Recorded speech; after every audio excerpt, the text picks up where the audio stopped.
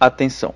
O experimento a seguir tem como reagente o ácido clorídrico concentrado a 32%, corrosivo que libera vapores tóxicos e podem causar edemas pulmonares e queimaduras graves. Use máscara contra gases ácidos e luvas de acrilonitrila ou látex. A Sociedade de Pesquisa Científica não se responsabiliza por danos causados pelo mau uso do conhecimento adquirido em nossas publicações. Olá! Neste vídeo, estarei mostrando como é a produção do cloreto de cobre 2, substância usada na produção do cobre purificado. Usaremos o ácido clorídrico concentrado a 32% e o peróxido de hidrogênio volume 200. O ácido clorídrico é uma substância corrosiva que libera vapores tóxicos, por isso tome cuidado ao manuseá-la.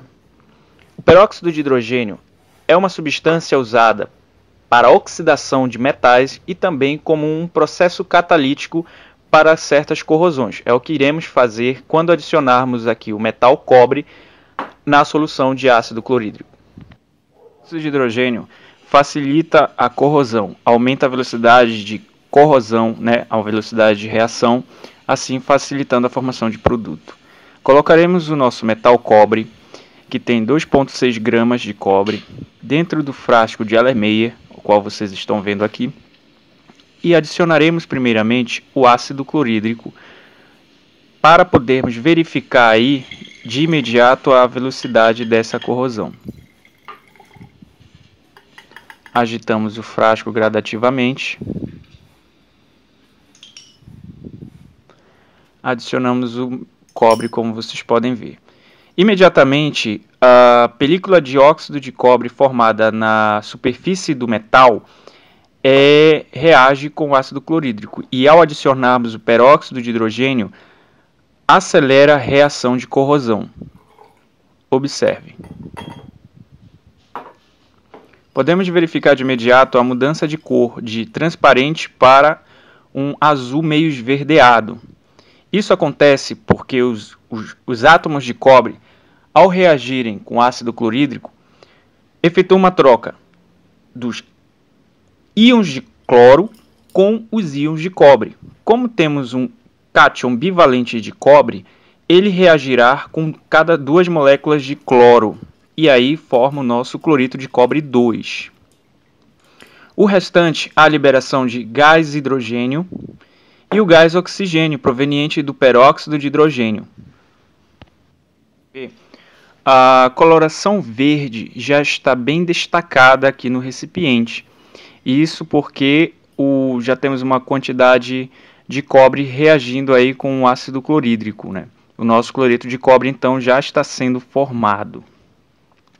De imediato, o cloreto de cobre é uma substância muito usada na produção do cobre purificado nas indústrias. Isso para usar em placas eletrônicas, usado em fios de cobre, usado em diversas outras utilidades provenientes do uso do cobre. Devido a ser um metal com facilidade de transferência eletrônica, o cobre é um dos metais nobres, o qual tem baixa reatividade com substâncias ácidas. É o motivo pelo qual usamos o peróxido de hidrogênio para que haja aí a reação com maior velocidade. Como vocês podem ver aqui, o metal já está sendo corroído, dando aí um brilho diferenciado, diferente se ele tivesse simplesmente sido exposto ao ar, à atmosfera, e reagido com o oxigênio.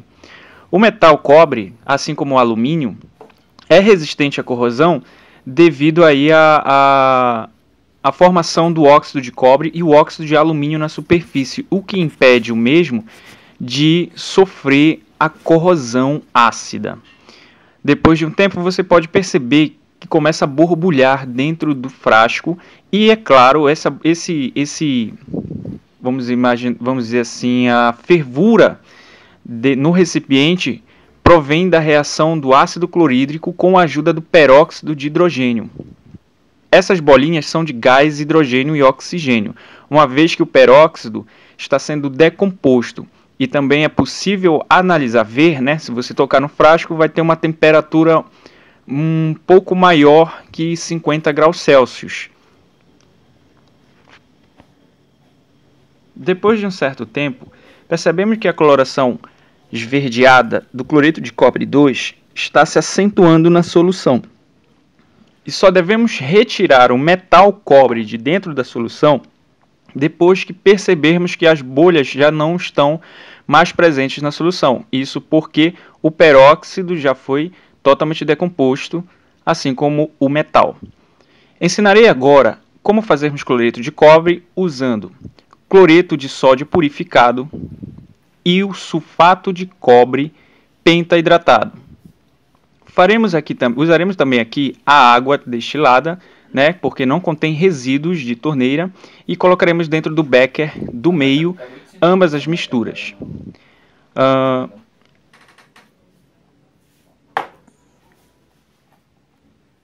Adicionaremos então água destilada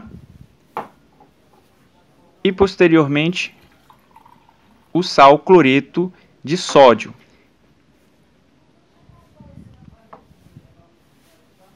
Devemos mexer a mistura para que o sistema se torne homogêneo, ou seja, para que o sal seja totalmente dissolvido na água destilada. O sal cloreto de sódio deve estar purificado. Para soluções de pureza analítica ou de grau técnico, não devemos usar o cloreto de sódio comprado em mercearias, uma vez que este possui uma certa quantidade de iodo, né, que é uma substância que evita o bócio endêmico e por isso é adicionado ao cloreto de sódio usado em mercearia, né, usado para tempero, comida. Então, para reações laboratoriais, devemos usar o puro. Adicionaremos agora o sulfato de cobre pentaidratado e já podemos perceber de imediato que a solução se torna azul, verde, né? Vocês podem observar aqui, ó, a solução está verde. Isso porque os íons de cloreto de sódio e os íons de sulfato de cobre reagem por sofrerem dissociação iônica na solução de água na água destilada. Como vocês podem ver, os dois sais não estão 100% dissolvidos na água destilada, por isso devemos completar até que ambos sejam dissolvidos. Também podemos colocá-los em algum bico de Bunsen ou alguma chapa que possa aquecer a solução. Uma vez que quando a temperatura aumenta o grau de solubilidade de qualquer sal. Depois de um certo tempo, observamos então a solução de cloreto de cobre sendo formada. Porém, na solução de cloreto de cobre formada entre o cloreto de sódio e o sulfato de cobre, há ainda a existência do sal de sulfato de sódio, que deve ser separado por outro processo químico que em breve estaremos publicando no canal da SOPES. Aqui está a solução formada pela reação de ácido e peróxido de hidrogênio com metal cobre e aqui entre os dois sais de sulfato de cobre e cloreto de sódio. Vamos fazer agora uma reação que irá mostrar qual deles irá reagir rapidamente com o metal alumínio. A solução de cloreto de cobre formada entre o ácido clorídrico e o peróxido tende a ser mais rápida que a outra. Vocês vão observar e em breve estaremos aqui mostrando uma análise dessa reação. Colocaremos aqui então, se vocês podem observar, o metal ele está corroído, ele sofreu uma corrosão. Podem ver que o metal está aqui, ó, totalmente corroído. Ele sofreu, uma boa parte dele reagiu com o ácido clorídrico para a formação do cloreto de cobre.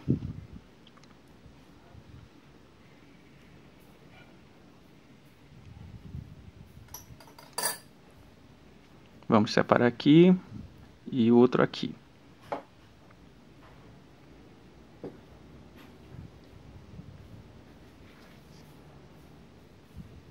Usaremos agora alumínio, papel alumínio, para mostrar para vocês a reação que ocorrerá e a velocidade, né, entre ambas as reações, para fazermos uma comparação aqui e explicar por que uma irá corroer mais rápido do que a outra, muito embora ambas sejam da mesma substância, cloreto de cobre.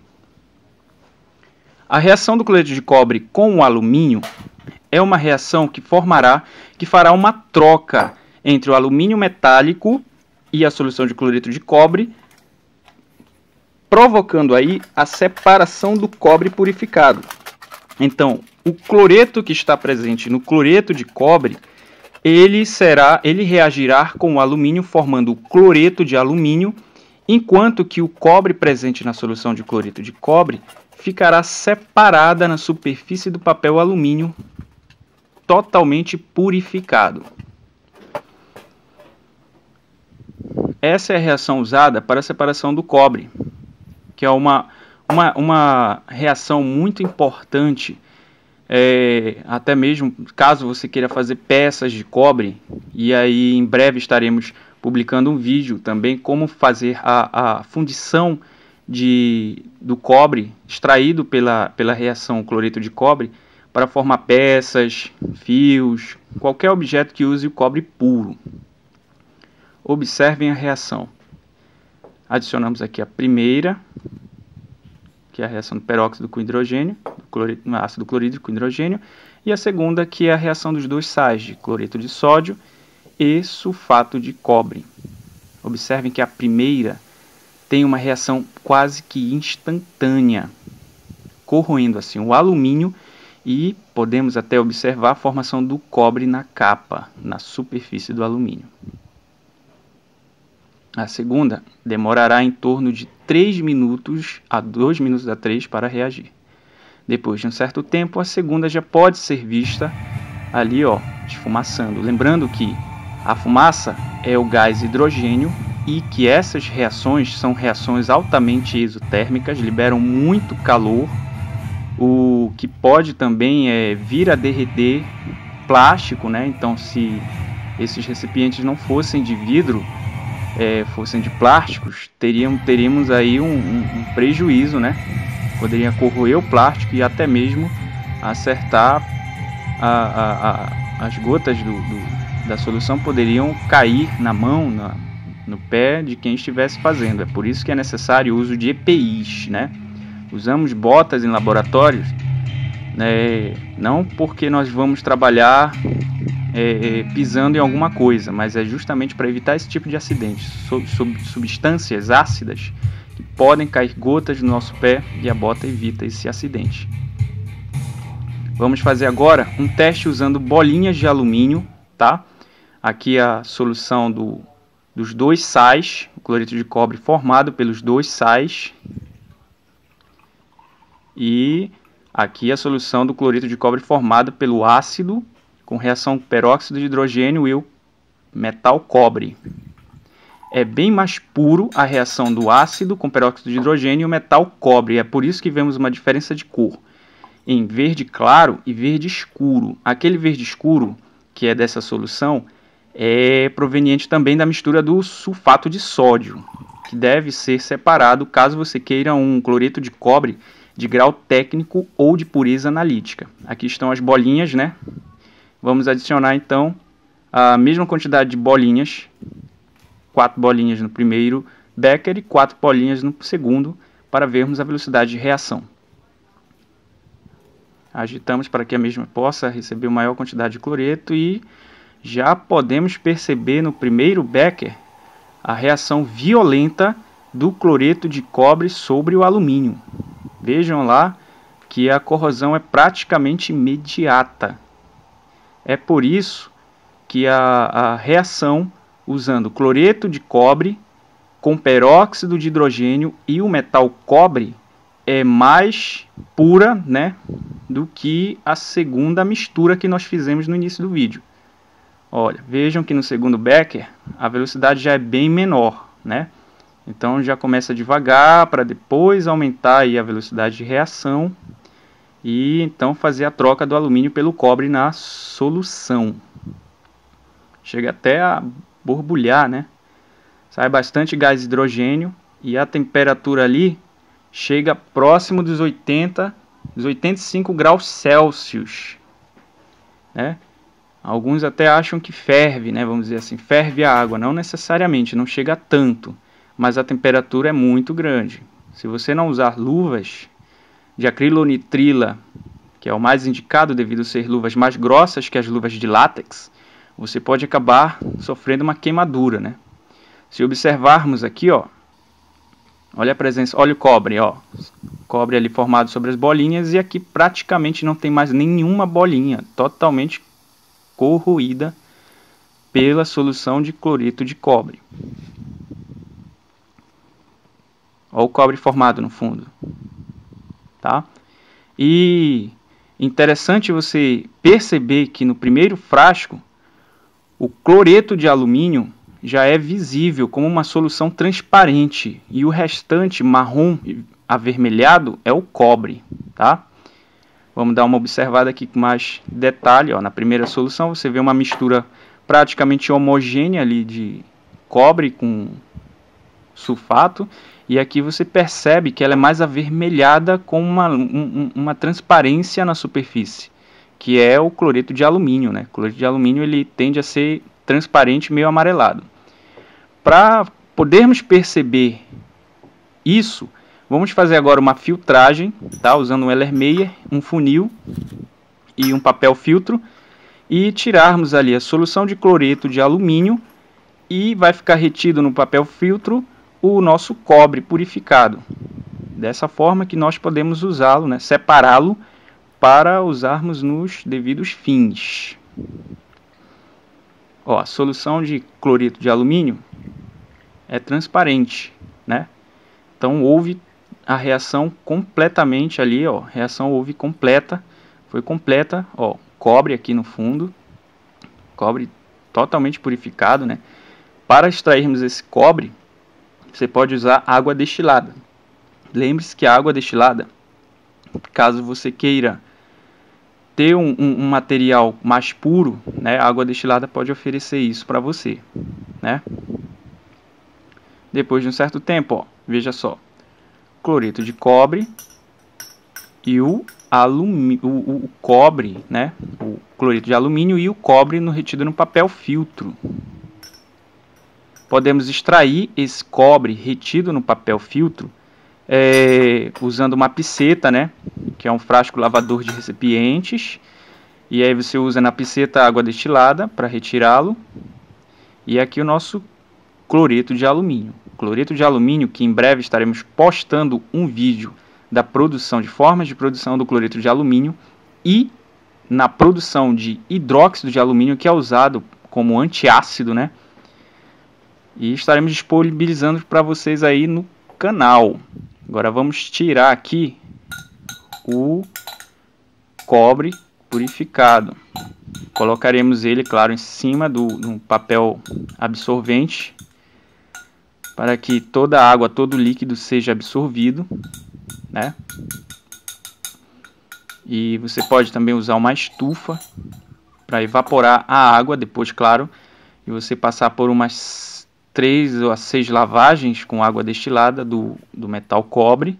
Você pode colocar ele numa estufa ou até mesmo no sol para secar, para evaporar. Se vocês observarem aqui, ó, o nosso cobre está 100% puro, né? Entre aspas, 100% não, né? Porque ainda tem aí uns resíduos.